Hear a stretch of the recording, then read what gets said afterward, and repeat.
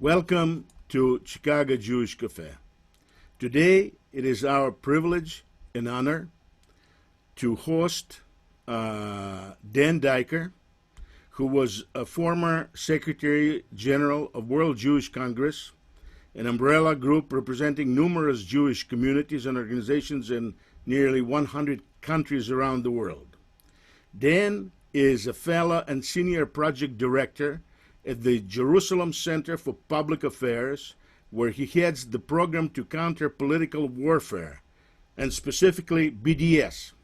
He is also foreign policy fellow at the Jerusalem Center and author of several books. He is a regular commentator and analyst on Israeli and Middle Eastern affairs on such news networks as CNN, Russia Today, BBC, ABC News, Fox News, Al Jazeera, and others. He is also Middle Eastern affairs commentator for Israel Broadcasting Authority's English News. The reason I have invited Dan for this interview was his article, The Alignment of BDS and Black Lives Matter, Implications for Israel and Diaspora Jewry, the link to which you can find below this video. Briefly, let me summarize what Dan said in that article.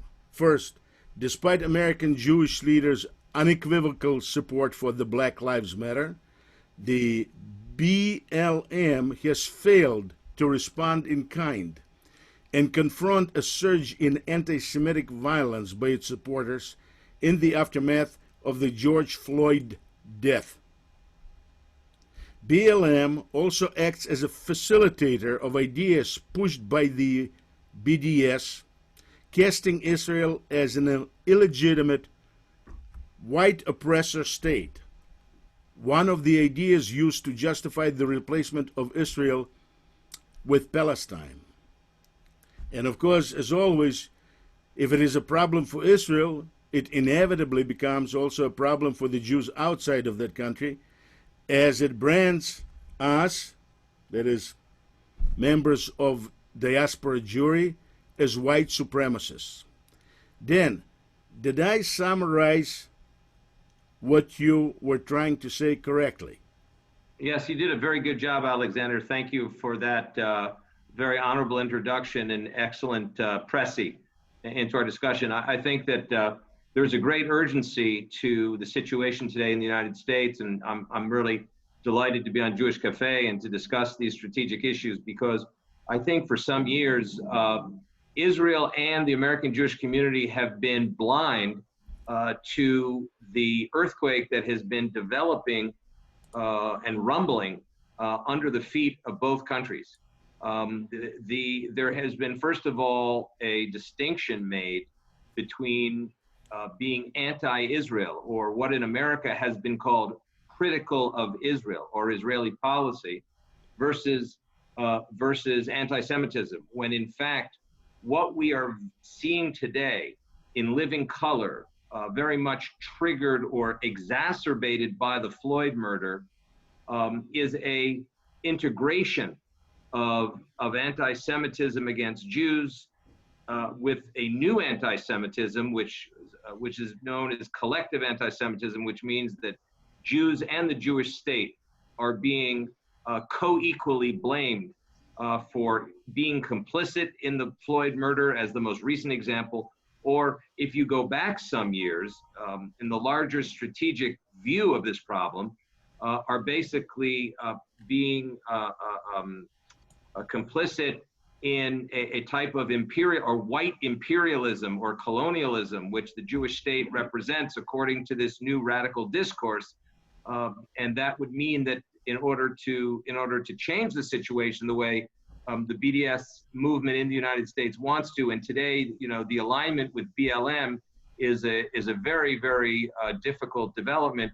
They would have the Jewish state dismantled in the way that these radical voices, such as Professor Mark Lamont Hill from Temple University, is calling for the dismantling of United States establishment, whether it's police forces, local governments, and to reestablish it in a sort of neo-Marxist image from the ground up. It is really a call for chaos. As we see in the streets of the United States, we see real chaos, and they've used,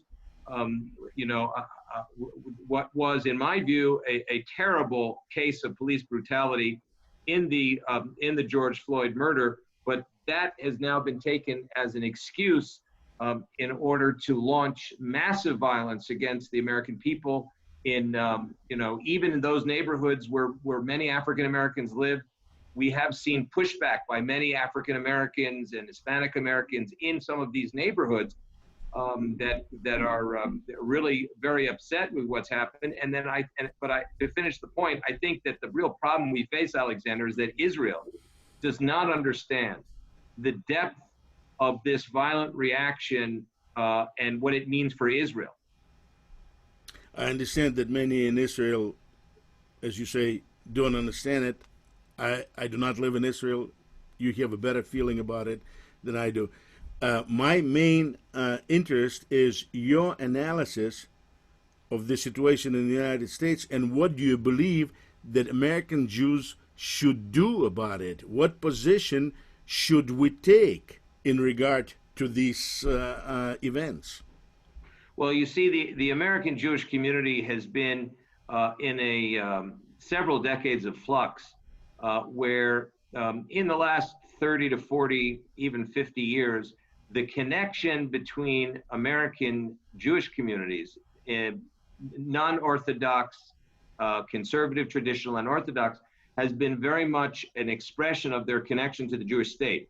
So the American Jewish identity, except for the ultra-Orthodox communities that are more insular and really defined more by Torah and yeshiva learning, but the vast majority of the American Jewish community, over 90%, has been defined in its own identity by its connection, in large part, to the Jewish state. And that connection between the Jewish community, the Reformed, conservative, Reconstructionist, and even the modern Orthodox, I should say, community today, these communities have a much weaker connection to the Jewish state, to Israel, than they had in the let's say post 67. I would say to the early to mid 80s, when Israel first was forced to take an offensive move and to go into Lebanon in the first Lebanon War in June of 1982 in order to protect its northern communities from continued Katyusha rockets that were fired by the PLO from southern Lebanon. But it was at that moment, in 1982, 83, 84, that the image of Israel as being small, virtuous, and on the right side of history, if you will, always defending its small territory, was that perception shifted radically to Israel being an offensive player, being a massively strong army that was no longer looked at as the David, but was really looked at as the Goliath. That event profoundly affected the American Jewish community and its relationship to Israel. In addition to Israel's constant battle against the PLO in Judea, Samaria, the West Bank, as well as in Gaza.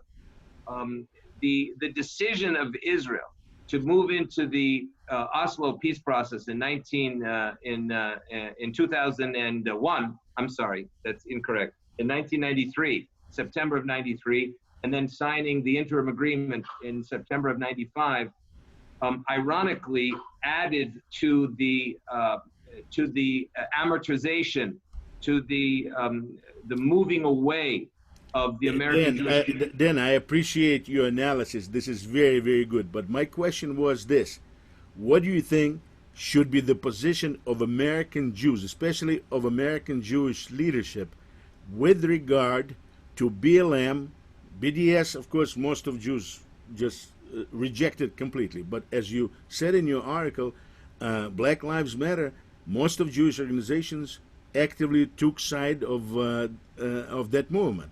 So now, but Black Lives Matter and Boycott of Israel is connected at their very foundation.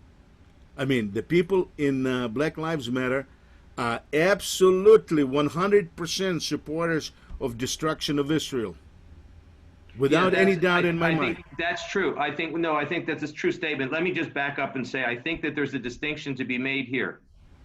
The first distinction is that, as I noted in the paper, the American Jewish community identified with and sympathized with the Floyd family and the Floyd murder as being an outrageous act of police brutality. I think that's what defined the sympathetic reaction of the Jewish community. As you and I know, the Jewish community and the Black American community have been partners in fighting racism since the 1960s. Rabbi Abraham Joshua Heschel and Reverend Dr. Martin Luther King were partners down in Alabama, Mississippi. Earlier, I mean, NAACP was founded by Jews.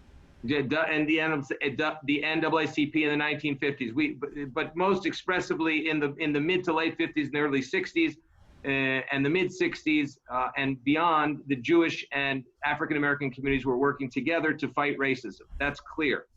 So it was in that spirit that there was universal Jewish sympathy and outrage, sympathy for the African American community as a community. Following this terrible event in Minneapolis. Now, having said that, I think that many of the American Jewish organizations are unaware of the virulent anti-Semitism of the Black Lives Movement leadership. And this is, and you know, when we started doing the research, to be frank with you, I noticed that there was an affiliation, a type of kidnapping by the BDS movement, the mostly American Palestinian organizations, of the BLM agenda.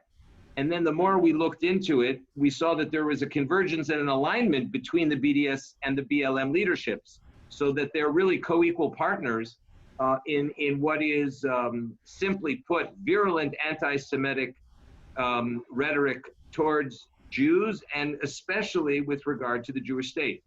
And I think that this is a point that has to be brought out. It's a sensitive point, and one which I think many Jewish organizations don't want to deal with, because the overriding sympathy for the anti-racism agenda, which, you know, I don't think there's anyone that would oppose an anti-racism agenda, but when that agenda slides into unabashed, pure and simple anti-Semitism, of the kind that Minister Louis Farrakhan is talking about. Minister Louis Farrakhan today, the head of the Nation of Islam, has become the ideological reference point for many, for some Hollywood sports figures in the United States, some Hollywood and actors and rappers and musicians. This is very, very disturbing. Now, Minister Farrakhan is calling Jews Satan. You know, this is right out of Der Stürmer. In the Second World War, it's right out of, you know, it's also right out of the Soviet playbook. And this is the development that is very disturbing and has to be handled American Jewish community. Let's say Jews understand it, and we here in Chicago understand it very well, because the Palestinians and Muslims in Oakland and Bridgeview, together with Farrakhan and together with initial organizers and of Black Lives Matters here in Chicago, they were working from the start together. We know it. But my question to you is this. Let's say you said that it's only because of the sense of history of working together and appreciation of some problems faced by Black community in the United States on the part of Jewish organizations. That is the reason. But I believe that there's another reason that Jewish organizations do not want to see this connection. They're afraid. They have no place to go for allies other than this.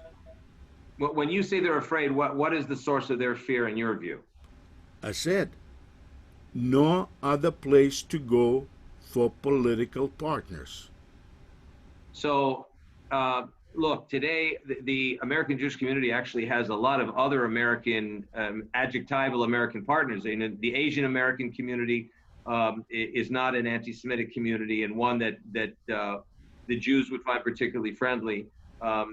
Asian Americans. But There Asian is American community in the United States does not have real power. Today, well, power is they in don't. hands of black community, Latinos, homosexual community, or LBGT, whatever it is, and that is what is making up the left wing of what is going to be the next government if Trump is going to lose. It could well be, but I think that you still have 75 to 80% of the American Jewish population voting Democratic. I think that if you looked at polling, the American Jewish community traditionally voted for wonderful members of Congress, such as Eliot Engel, who just lost his seat for the first time in 32 years, to a far more hard left new member of Congress from the district. And I think that this is definitely a cause for concern, because the progressive identity politics that is very vociferously capturing parts of the Democratic Party will end up working against the Jews. This is the serious development that I think that mainstream. So you asked me a question. Why do I believe that American Jewish organizations, do not want to separate themselves from Black Lives Matter? You just answered the question the same way that I did just a few minutes ago. It could be. I mean, I'm saying that I think the difficulty for the American Jewish community is predominantly a liberal community more than a progressive community, but they're mainstream.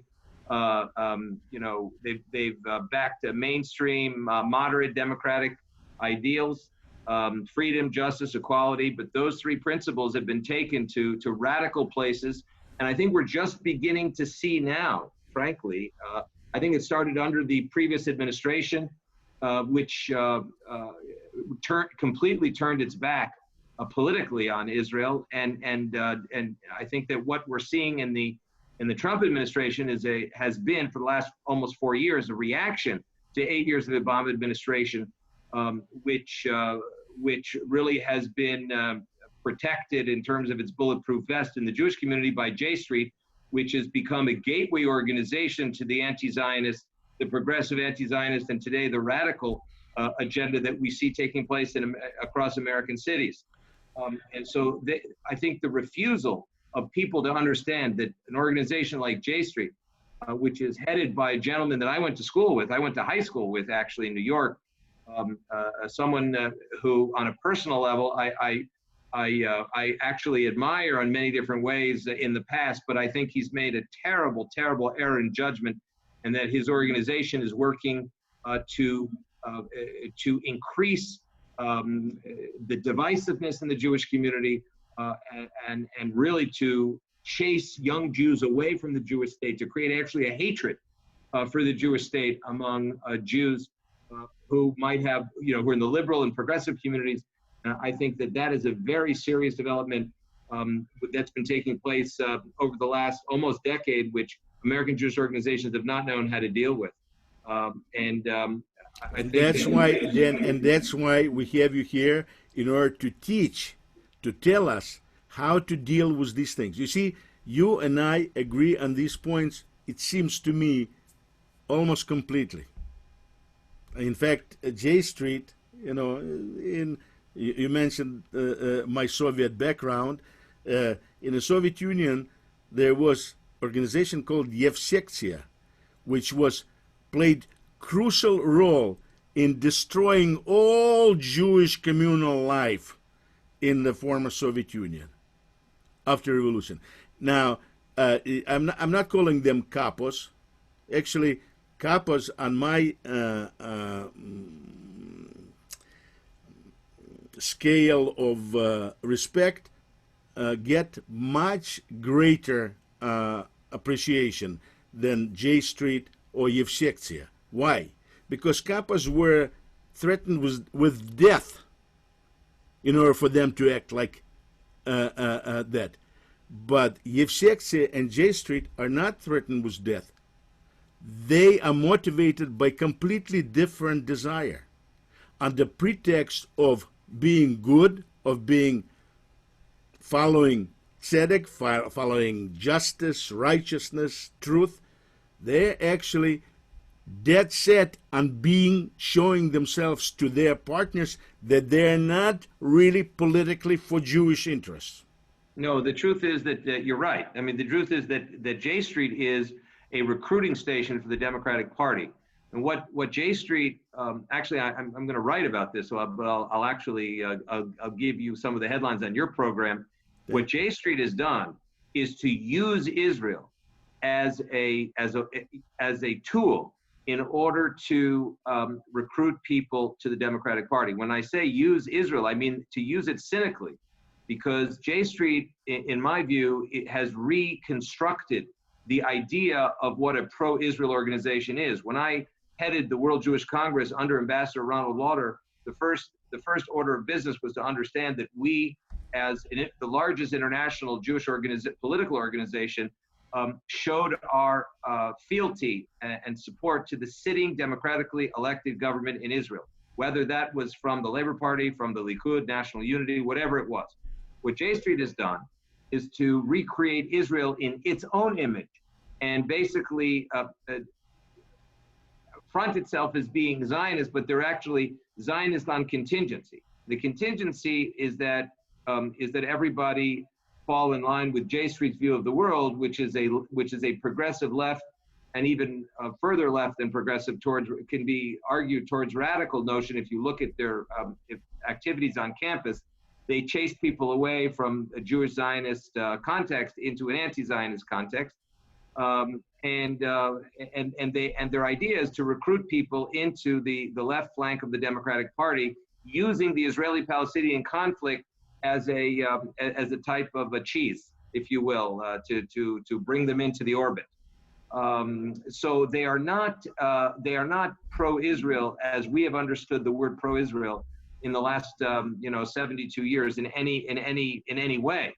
They use Israel as their own recruiting tool for their own specific domestic agenda of bringing people into the left flank of the Democratic Party. And so I think it's I think this really has to be brought out because they are affecting a lot of young Jews who are assimilating out of Jewish life, and I think they look at the sexiness, if you will, of the Palestinian issue as being that issue of conflict that they can apply the principles of justice, equality, and freedom as they see it, but they very much use it to weaponize it against the Jewish state in order to attract young Jews that are de-identifying anyway with their own Jewish identity and with Israel, without regard to J Street. Did your World Jewish Congress that you were heading before, did they, or Lauder, who is still very active politically, did they send, I think Lauder did something like this, did they send a letter to Jewish organizations talking about it? Because now I see that J Street moved up real high up in all this pyramid of Jewish organizations. When you say moved high up, what do you mean? Meaning very accepted. J Street is considered to be a mainstream Jewish organization today because they say we're pro-Israel, pro-peace. And what that means is, if you speak Russian fluently or you speak Hebrew fluently, is that they would be in favor of Israel's physical existence, but only as a nation state of the Jewish people in the event that we create or that we help the Palestinians establish a Palestinian state, which the Palestinian leadership since 1964 has actually, or frankly, since 1936, Palestinians have refused 10 offers to create a Palestinian state because they're not interested in creating a Palestinian state. They're interested in replacing the Jewish state. And I think that J Street does the disservice to its membership by willfully being blind to that truth, and basically weaponizing themselves against Israel and sowing hatred among young Jews towards Israel. Look at this. When you take a look at Black Lives Matters, their leaders and everybody who supports them, and you raise the issue of anti-Semitism, what you get is, well, why? No, they're not really anti-Semitic, not anti-Semitic.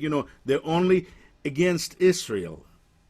Well, that's right. If you look at the internationally accepted IHRA, the International Holocaust Remembrance Alliance, IHRA official working definition of anti-Semitism, which has been sanctioned and accepted by European countries, the United States, and a number of Latin American countries, the working definition, accepted international working definition of anti-Semitism, it includes the demonization and the delegitimization of the Jewish collective, the State of Israel, as in addition to rejecting, anti-Semitic, classic anti-Semitic themes and rhetoric against Jewish people, Jewish individuals. So today, people hide behind this deception, which they call legitimate criticism of Israel, which is a criticism that goes like this: Israel's an apartheid, white supremacist, imperialist, colonialist state. Oh, but that's only criticism. But when Turkey unilaterally annexes northern Cyprus and even Russia decides unilaterally to apply its law to Crimea, no one raises an eyebrow about that. But when Israel exercises its 3,000-year-old historical rights, which were enshrined in modern legal law beginning in 1920 at the San Remo Conference, and today being affirmed again by the best jurists in the U.S. State Department, everyone says that Israel should not exist and that Israel is colonialist and imperialist and apartheid and should be dismantled. That is not criticism. That is pure anti-Semitism. I agree with you. I mean, to me, a proof that it's driven strictly by anti-Semitism is the energy and the emotions that those that have that point of view bring to the subject. They never bring that emotion to any other topic of any, whether Tibet in China, Crimea in Russia, Cyprus in Mediterranean. But it goes beyond emotions, Alexander. It goes beyond emotions to double standards. I mean, someone that a former prisoner of Zion, Anatoly Sharansky, Natan Sharansky, who was our former deputy prime minister in Israel, he and Ambassador Ron Dermer developed what's called the 3D test for anti-Semitism. And the 3D test of delegitimization, double standards, and demonization basically determine whether someone is making an anti-Semitic comparison or a comment or not. And that had to do with attitudes and expressions towards Israel, not only because it was based on accepted understanding of anti-Semitism against individual Jews. And he more than as much as anyone in the world, suffered from that anti-Semitism in the Soviet Union, sat 7 years in a prison because he wanted to go to the Jewish state. And so therefore this 3D test is very much in play when we look around the world. If you look at the Uyghurs today in China, no one in the liberal progressive community raises a word about the murder and torture and delegitimization and demonization of the Uyghurs in China, or the Tibetans, what's happening in oh goodness gracious, what's happening, as we say, in Cyprus, and what's happening in Western Sahara with the Moroccans having. But what's happening in Syria with the same Palestinians, in Lebanon, in Jordan? Nobody wants to hear about that. No, Palestinian massacres of Palestinians in refugee camps in Syria, nobody's interested in. That's considered an internal affair of the Syrians. But when it comes to the Jews or the Jewish state, that's when everyone decides to weigh in with this type of anti-Semitic invective. And it's time that everyone come clean. Yeah, given all of this, my question to you is still, I'd like it, because we're coming to the end of our time, I'd like you to tell me, as if you were speaking, let's say, to a leader of Reform Jews or conservative or Orthodox, modern Orthodox, whatever it is. I'm not talking about Jews that do not know about anything else in the world other than Torah, which is fine too for them. what do you want them to do? What do you want? Let's say that I am the leader of Reform Jewry. What do you want me to do about it? Well, the most important thing, I think, for the Jewish community, Reform, Conservative, all of the different streams of Judaism, is to reconnect with the truth of Israel, and to recognize the extremist and radical propaganda that has kidnapped them. First of all, people have forgotten the facts of history. They've forgotten the facts of Israel's rights. They've completely lost the context of Palestinian and Iranian-backed extremist terror that is completely kidnapped the Middle East, and they have basically shown willful blindness to the fact that if we create a 23rd failed Arab state in the Middle East, then you could be talking about a mass murder of Jews once again, only 65 years after the Holocaust. I think it really takes the importance of for the Jewish communities to take a step back and understand context, understand propaganda, and understand. Then they understand it. They're not stupid. They've been in this business for a long time. They're not doing anything about it. They are not raising their voices in that direction. They raise their voices. They come out on TV. They come out, give interviews for Black Lives Matter. Nothing about Black Lives Matter having as one of their found in their founding document a statement basically advocating genocide, extermination, elimination of Jewish state. Exactly, and this is you've exactly underscored the point, because there is a crisis in identity in the American Jewish community with regard to their connection to the Jewish state. And the Black Lives Matter platform does not call for the mass murder of Jews in the United States. It calls for the dismantlement of what they call the apartheid Jewish colonialist imperialist implant in the Middle East. So to the extent that the American Jewish community is prepared to stand up to this vicious anti-Semitic propaganda, first of all, they have to recognize that it's anti-Semitic. And that requires a real rethinking in the non-Orthodox communities in the United States.